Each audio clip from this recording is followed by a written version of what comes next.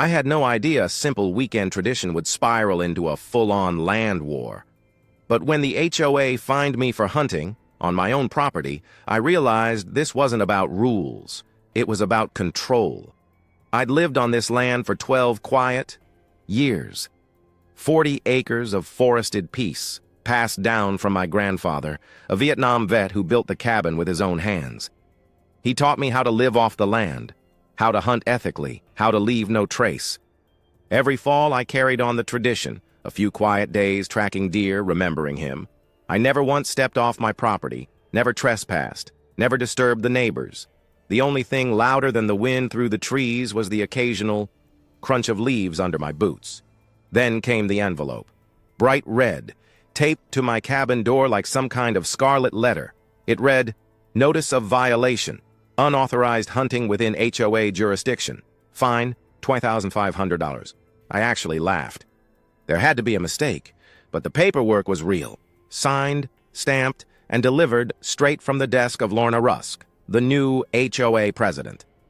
Lorna was a transplant from the city, moved in 2 years ago, and immediately started treating the HOA like her personal fiefdom. Noise ordinances, mailbox, inspections, lawn height rules, and now apparently hunting restrictions. I called her directly. "This is private land," I said. "It's been in my family for 3 generations. Your jurisdiction ends at the road." She didn't argue. She smiled. I could hear it in her voice. "You may own the land," she said, "but the community has safety expectations. We can't have weapons being used so close to residential space." She wasn't concerned about safety. She was on a power trip. She added, "We've had some complaints. You're frightening the walkers. I'm sure a man like you can find another place to play woodsman." That last line burned. She wasn't just pushing authority, she was mocking my life, my family's legacy. I told her the fine would not be paid. 2 days later, a second letter came, threatening legal action. She wasn't backing off, and neither was I. Now here's what Lorna didn't know. Behind my property, just beyond the tree line, sat 60 acres of woodland. Trails wound through it like veins. It wasn't HOA land, but the residents treated it like a public park. Morning dog walkers, Sunday strollers, yoga groups. The land had been owned for years by a defunct timber company, and it had quietly gone back on the market a few months ago. I made some calls. Turns out the timber group was desperate to unload the land. Taxes were bleeding them dry. And I had savings, a decent inheritance, and a whole lot of motivation. 6 weeks later, the deed was mine. I waited for the right moment. On a foggy Thursday morning, I walked those trails with a heavy chain and a bolt cutter. I locked every access gate, posted new signs. Private property, no trespassing. Trails closed, no announcement, no warning, just silence. By Saturday, chaos erupted. First came confusion in the neighborhood Facebook group. "Why is the trailhead locked? Is this temporary?" Then came the panic. "I heard someone bought the land. Anyone know who?" And then the realization hit. Wait, did the hunter guy buy the trail land? Bingo. Lorna was at my cabin by Sunday morning.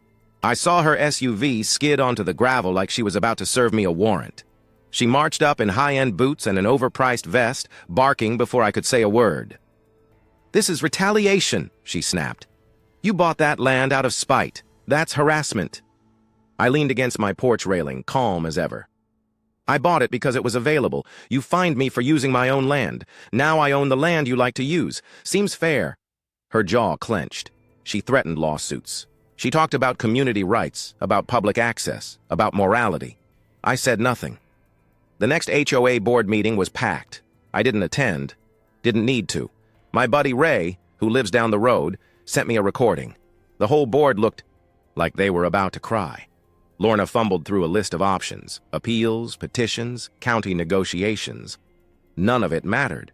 They tried to offer me a deal.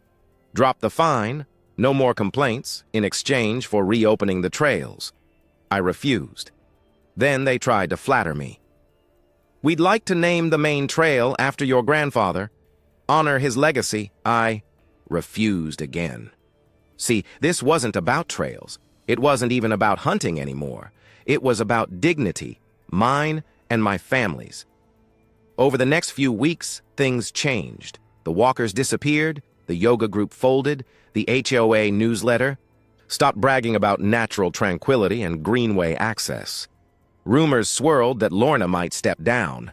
But something else changed, too. Neighbors started seeing me differently. At first, I was the guy who played woodsman. Now, I was the guy who stood his ground, who defended his land, who outsmarted the HOA without ever raising his voice. Some quietly thanked me. One old-timer told me, "Your granddad would be damn proud." Lorna thought she owned this town. Now she knows better. And as for the trail land, I let it grow wild again. No more dogs tearing up the roots. No more joggers blasting Bluetooth speakers. Just the wind, the deer, and the occasional boot print. Mine. And every time I walk past one of those locked gates, I smile. Some boundaries you don't cross. And when you do, well, don't be surprised if the land pushes back. So if you believe in standing your ground, if you've ever dealt with people who tried to push you off your own path, or if you just love real stories that speak the truth, then this is the place for you. Hit that subscribe button and join us here at QZ Stories, where every story matters and every voice gets heard.